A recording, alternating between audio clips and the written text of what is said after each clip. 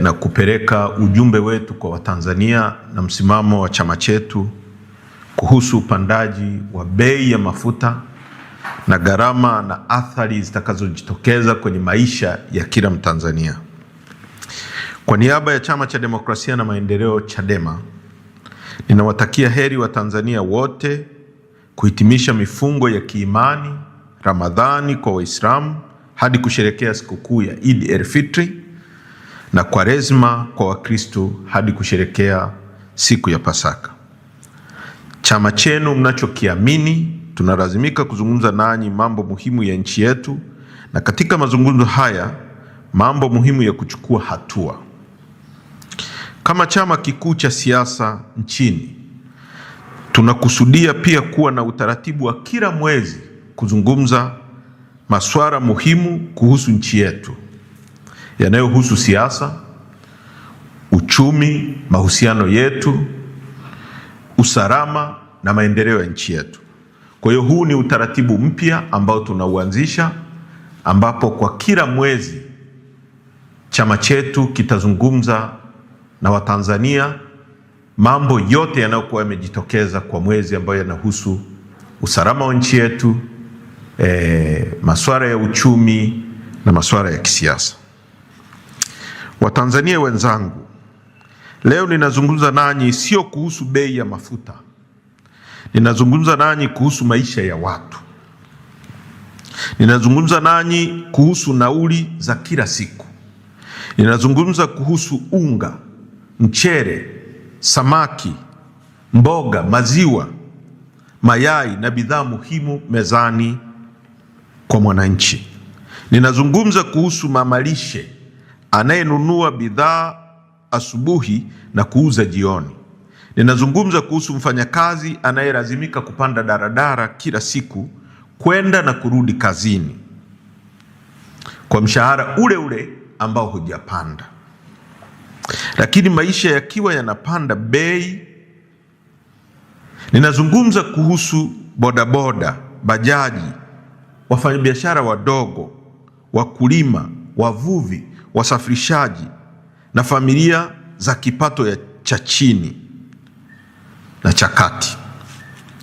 Leo wanabeba mzigo mkubwa zaidi wa uchumi baada ya hiki kinachoitwa upandaji wa bei ya mafuta.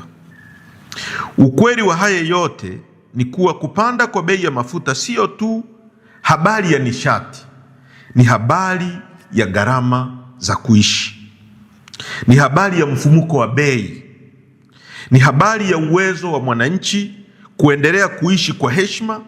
Na kwa sababu hiyo, leo tunapaswa kusema ukweli kwa uwazi, kwa takwimu na kwa ujasiri. Watawala batili wa CCM, hata katika ubatili wao, ni lazima waambiwe kwa nguvu ya umma, na umma uwalazimishe kufanya kile kilicho cha haki na ambacho wananchi wanakitaka ili kuwapa ahueni ya maisha. Ndugu wa Tanzania, kwa mujibu wa takwimu za EWURA za mwezi Aprili, bei elekezi ya mafuta zimefikia viwango kama ifuatavyo: petroli shilingi 3,820 mpaka shilingi 4,017. Hii 4,017 nazungumzia Tarime, nazungumzia Kigoma, nazungumzia maeneo mengine ya kanda ya Ziwa. Bei ya diesel imefikia shilingi 3,806 mpaka shilingi 4,003 kwa lita. Na ikumbuka kwamba siku 10 tu zilizopita bei ya diesel ilikuwa shilingi 2,854. Kwa hiyo imepanda kwa zaidi ya shilingi 1,000 kwa lita, na maeneo mengine 1,000 na zaidi. Bei ya mafuta ya taa kerosene shilingi 3,500 mpaka shilingi 3,882. Hizi sio namba za karatasi, hizi ni takwimu za ofisi. Sio takwimu za ofisi tu, Hizi ni namba zinazogeuza kuwa nauli ya daradara. Hizi ni namba zinazogeuka kuwa bei ya unga sokoni. Hizi ni namba zinazogeuka kuwa gharama ya kusafirisha chakula. Hizi ni namba zinazogeuka kuwa mzigo wa maisha kwa kila kaya ya Kitanzania. Kwa hiyo anayesema bei ya mafuta ni mafuta tu hajui maana ya uchumi wa mwananchi. Kwa Tanzania ya leo, mafuta yakipanda bei, nauli hupanda. Nauli zikipanda, chakula hupanda bei. Chakula kiisha panda bei, biashara ndogo huumia. Biashara zikiumia, mapato hushuka. Mapato yakishuka, huku bei zikipanda, maisha ya mwananchi kuingia kwenye mtego wa maumivu makubwa. Hapa ndipo bei ya mafuta hugeuka kutoka kuwa takwimu na kuwa mateso ya kila siku kwa mwananchi. Ndugu wa Tanzania wenzangu, Chadema ndio chama kinachoweza kusema ukweli kwa niaba ya wananchi, na ni lazima tuseme ukweli wote. Serikali yenye uhalali, na hapo tunasema kama kungekuwa na serikali yenye uhalali wa watu, huwajali na kuwaonea huruma wananchi wake. Dunia inaweza kuanzisha mshtuko wa bei ya mafuta, lakini serikali inayowajali watu wake ndio huamua wananchi waumie kwa kiwango gani. Na hii ndio tofauti ya kisingizio cha uongozi uliopo. Serikali inapaswa kutatua kero na kuhakikisha maisha ya wananchi yanakuwa nafuu, huku huduma zikiwa zinapatikana kwa urahisi na kwa unafuu. Serikali haipaswi kulalamika na kutoa visingizio kwa mambo yanayotokea sehemu nyingine bila kugeuza ama kuchukua hatua za kuhakikisha wananchi hawaathiriki kwa kiwango kikubwa. Mambo yanayotokea huko kwingine, serikali makini inapaswa kujipanga na kuwa tayari kukabiliana na majanga na mambo mengine bila wananchi wake kuathirika. Ni dhahiri sasa, serikali isiyo na kibali cha watu haiwezi kuwajali watu wake, maana haijaona, haijioni wala haiwezi kuwajibika kwa watu. Ndugu wa Tanzania wenzangu, katika uchambuzi wa bei ya petroli kama tulivyoeleza hapo juu, kuna sehemu ya gharama ya kimataifa, lakini kuna sehemu kubwa ya mzigo ambao unatokana na kodi na tozo mbalimbali za ndani ya nchi. Na hapa ndipo ninapoomba Watanzania wanisikilize kwa makini. Gharama ya kununua mafuta ya petroli au dizeli kwa lita inaitwa FOB, yani ukinunua kabla ya kuyasafirisha, inakadiriwa kufikia shilingi 1,800 mpaka shilingi 2,000 kwa lita. Gharama ya kusafirisha ambayo ni freight and insurance inakadiriwa kuwa shilingi 150 kwa lita ya Kitanzania. Kwa ukijumlisha hapo ni kama shilingi 2,100 kwa lita moja. Hapo mafuta yameisha safirishwa, yamefika mpaka Tanzania. Kwa hiyo ndio bei ambayo ilipaswa kuwa inauzwa pump price kama kusinge kuwa na tozo na kodi mbalimbali. Sasa kwa nchi yetu, ukichukua jedwali la tozo na ushuru mbalimbali na kodi, zinakadiriwa kufikia 16. Kwa mfano, petroleum levy kuna takriban shilingi 400.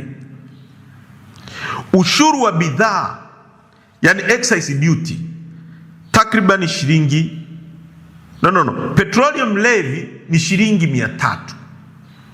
Ushuru wa bidhaa, yani excise duty, kuna shilingi 400. Fuel levy takriban shilingi 500. OMC margin shilingi 300, retail margin shilingi 170.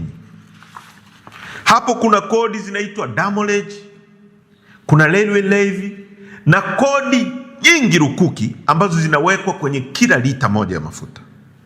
Lakini uchambuzi wa kina unaonyesha jambo moja la msingi kabisa: kila shilingi 100 anayolipa mwananchi kwenye mafuta,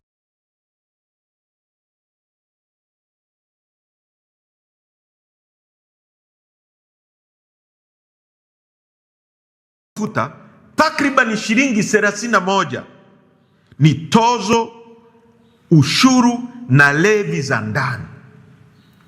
Kwa tukienda kununua mafuta kwenye kituo cha mafuta, tukitoa shilingi 3,800 kwenye kila shilingi 100 uliotoa kwenye hiyo shilingi 3,000, kuna shilingi 31 ambazo ni tozo na kodi mbalimbali. Hiyo ina maana kwamba takribani asilimia 31 ya bei ya mwisho ya mafuta ni mzigo wa kodi na tozo ambazo zinachukuliwa na serikali. Na sio hilo tu, uchambuzi pia unaonyesha kuwa sehemu ya gharama zisizo za kodi, yaani miundombinu ya ndani ya usambazaji, yaani visivyo vya kikodi, ni takribani asilimia 4. Kwa hiyo ukijumlisha ile asilimia 31 na asilimia 4, kwa kuna karibia asilimia 35 ambazo zinachukuliwa kwenye haya mambo ya logistic, usafiri wa ndani na tozo mbalimbali. Kwa lugha rahisi kabisa, mzigo mkubwa unaoweza kujadiliwa kisera hauko kwenye usafirishaji peke yake au gharama kwenye soko la kimataifa au kupanda kwa gharama za bima na meli. Mzigo mkubwa uko kwenye eneo la kodi na tozo za ndani, na hapa ndipo mjadala wa kitaifa unapaswa kuwa na watu wazima wa takwimu na uwajibikaji, kwa sababu kama asilimia 31 ya bei ya mwisho ni mzigo wa kodi, basi mamlaka haiwezi kujificha nyuma ya hoja ya kwamba tatizo lolote duniani. Hapana, dunia inaweza kuleta mshituko, lakini ndani ya bei hiyo mamlaka inachangia kwa kiasi kikubwa kupanda kwa bei.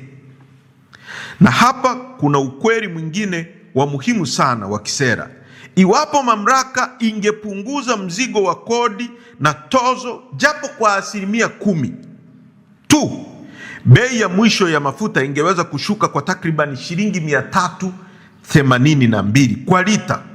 Sasa fikiria maana yake kwa uchumi wa mwananchi. Leo kila mtu, bunge dhalimu lisilokuwa na ridhaa ya wananchi, lililopaswa kusemea wananchi na kuwatetea wananchi kwenye masuala haya, linasingizia vita ya Mashariki ya Kati, vita ya Irani na Marekani na upande mwingine Israeli, kwamba ndio vimesababisha upandaji wa mafuta, na inasikitisha sana. Lakini ukweli wa kisera kama nilivyosema unaonyesha kwamba tozo na kodi ni nyingi mno kwenye kila lita moja ya mafuta, ambazo inasababisha mwananchi kupata mzigo huu. Sasa fikiria maana yake kwa uchumi wa mwananchi: shilingi 382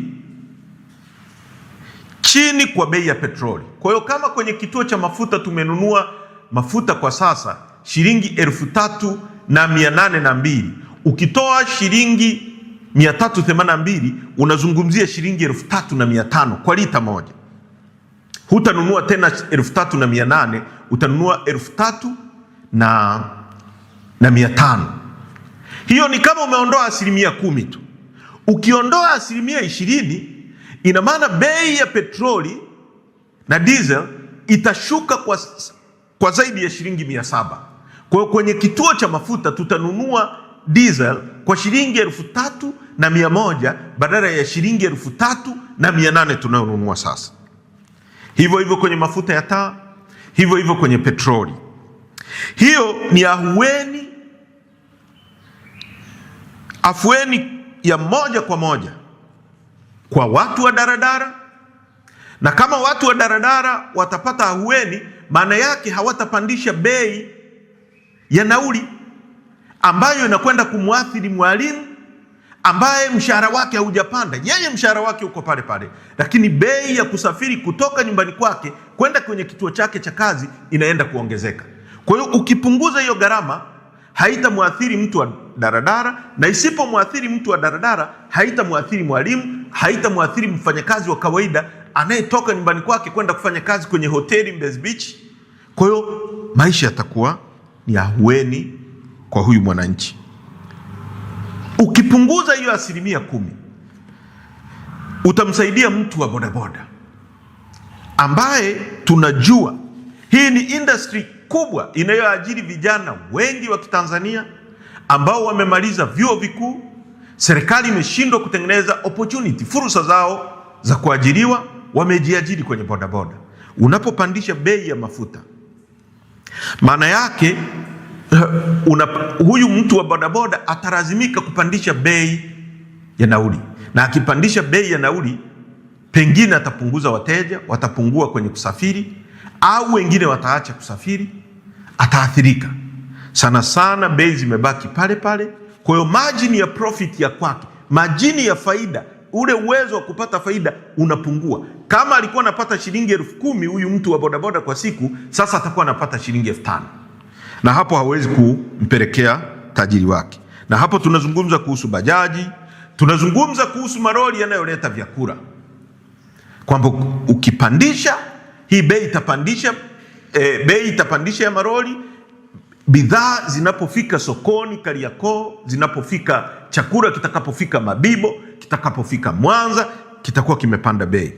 Unapunguza hiyo bei, inakwenda kuathiri moja kwa moja usafirishaji wa biashara ndogo ndogo, gharama za kila siku za maisha. Hiyo sio nadharia, hiyo ni masuala ya sera, na masuala ya sera hayo hutambua jambo moja kubwa, kuwa ahueni inawezekana na kupunguza maumivu ya wananchi kunawezekana. Kinachotakiwa sio miujiza, isipokuwa kinachotakiwa ni uamuzi wa kisera, na hapo ndipo mjadala unapobadilika kabisa. Ndugu wa Tanzania, haya yote ninayoeleza yana maana gani?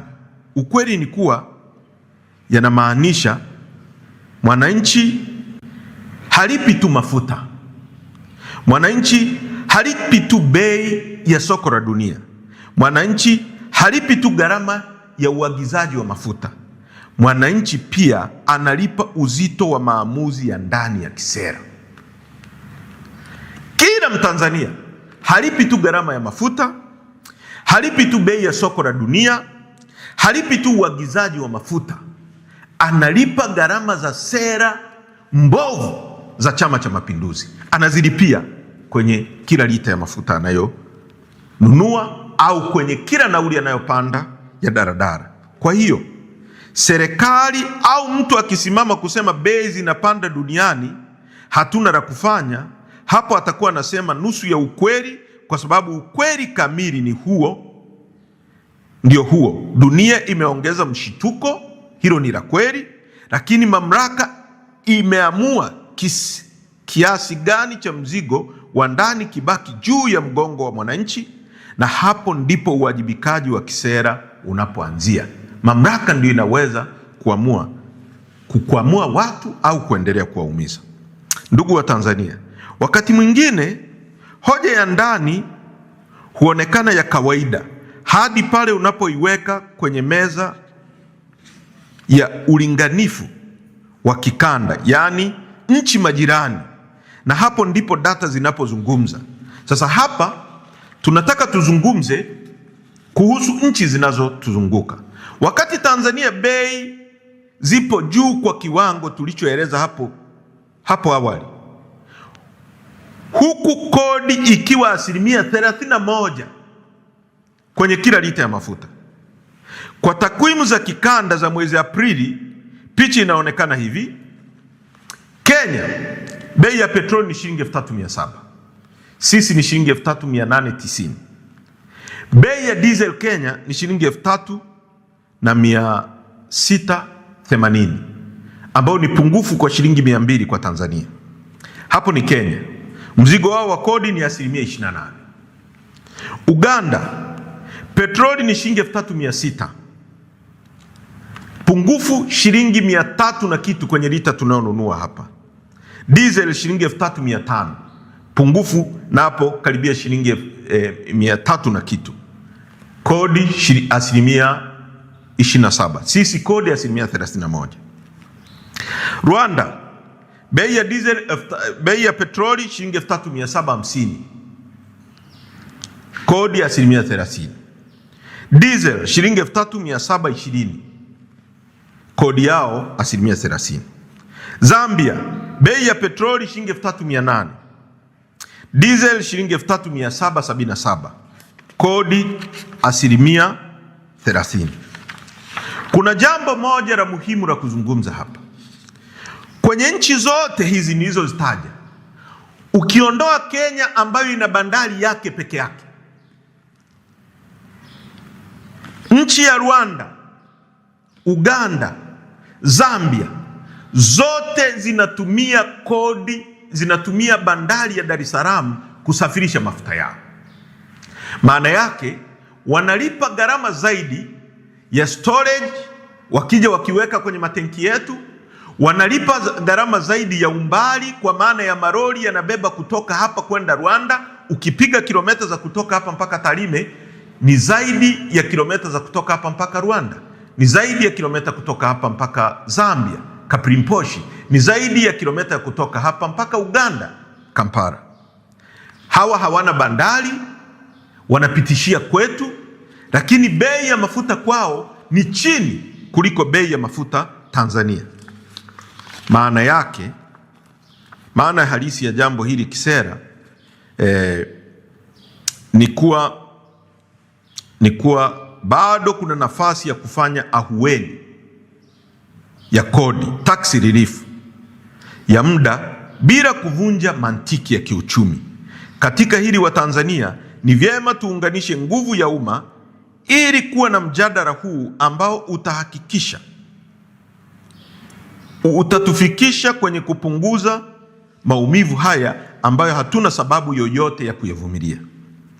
Ndugu wa Tanzania, tunaposema mafuta yamepanda, watu wengine hudhani ni mjadala wa sekta ya nishati tu. Hapana, huu ni mgogoro mpana wa gharama ya maisha, kwa sababu mafuta ni uti wa mgongo wa mzunguko wa bei katika uchumi. Mafuta yanagusa usafiri wa umma, maroli ya kusafirisha chakula kama nilivyosema hapo awali. Mafuta yanagusa kilimo na usafirishaji wa mazao. Mafuta yanagusa uvuvi, kwa sababu boti zote zinazoingia ziwani na baharini zinatumia mafuta. Mashine na generator, biashara ndogo kama vinyozi wanaonyoa kwa kutumia generator. Yanagusa usagaji kwa vijijini ambapo hakuna umeme, watu wanasaga kwa kutumia mafuta. Ujenzi na vifaa vya ujenzi, mafuta yanagusa. Usafirishaji wa dawa muhimu, dawa zote tunazotumia binadamu, mafuta ndio yanatumika kusafirisha. Mzunguko wa bidhaa kutoka bandarini hadi sokoni. Kwa hiyo mafuta yakipanda bei, daradara huanza kubeba shinikizo, maroli huanza kuongeza gharama, wafanyabiashara huanza kurekebisha bei, masoko ya ujumla huanza kupandisha bei, wachuzi, yani watu wanaouza kwa retails, rejareja, huongeza wigo wa faida, yani margin, kwa hofu ya mshtuko unaofuata. Wananchi hujikuta wanalipa gharama kubwa zaidi kwa kila siku.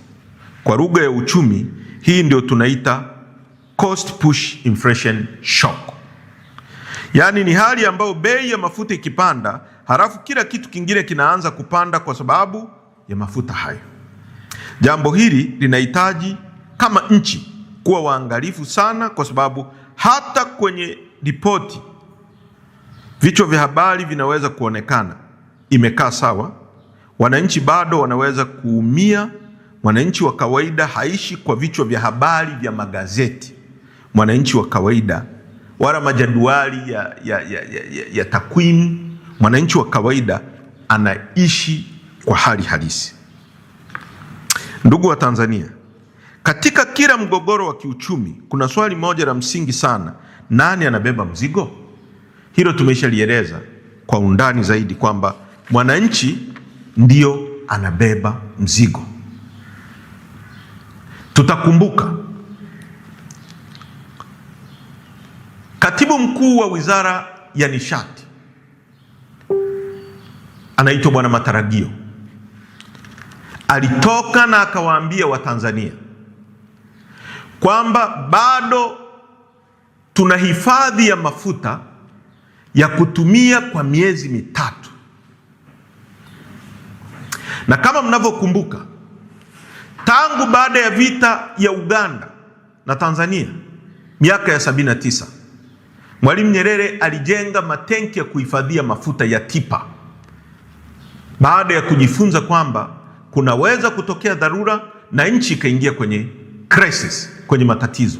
Mwalimu akajenga matenki ya kuhifadhia mafuta ya TIPA ambayo yako Kigamboni, na matenki haya yamekuwa yakihifadhi mafuta ya ndani ya nchi na mafuta ambayo yanasafirishwa kwenye nchi ambazo zinatumia bandari yetu. Na ndiyo maana Katibu Mkuu wa Wizara ya Nishati alituambia kwamba kuna mafuta ya miezi mitatu.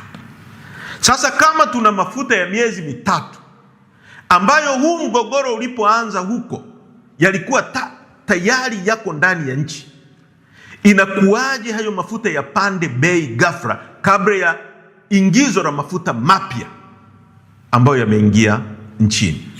Lakini vile vile kuna swala ambalo la makatel, watu ambao wamejimilikisha uchumi wa nchi yetu, wanaonunua mafuta na kuagiza mafuta kutoka nje.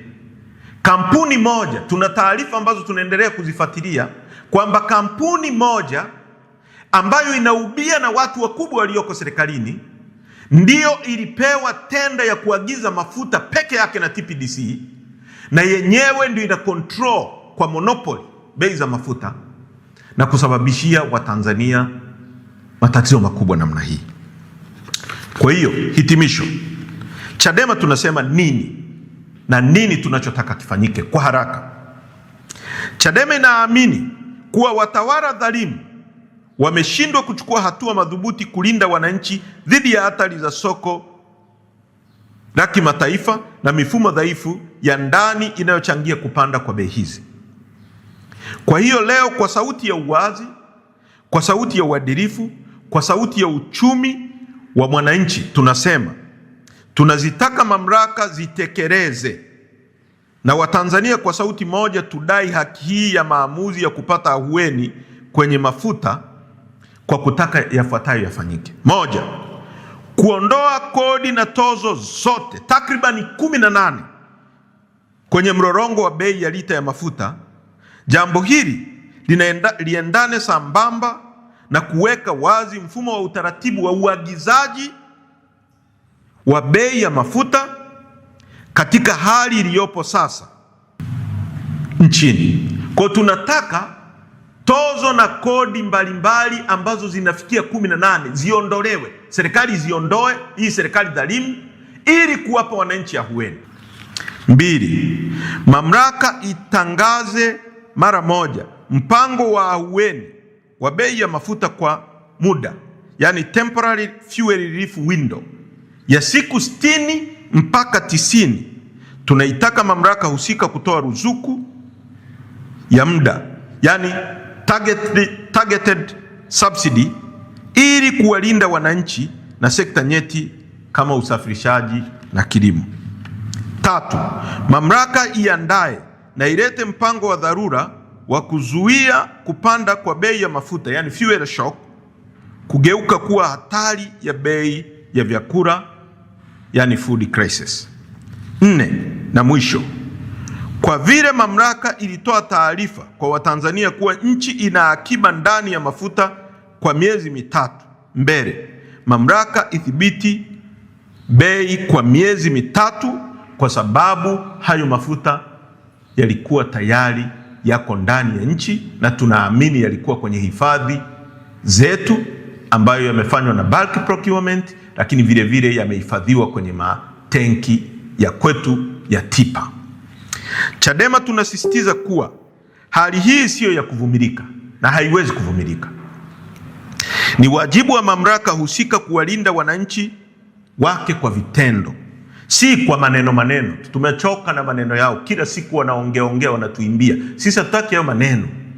Wajibu wa mamlaka ni kulinda wananchi.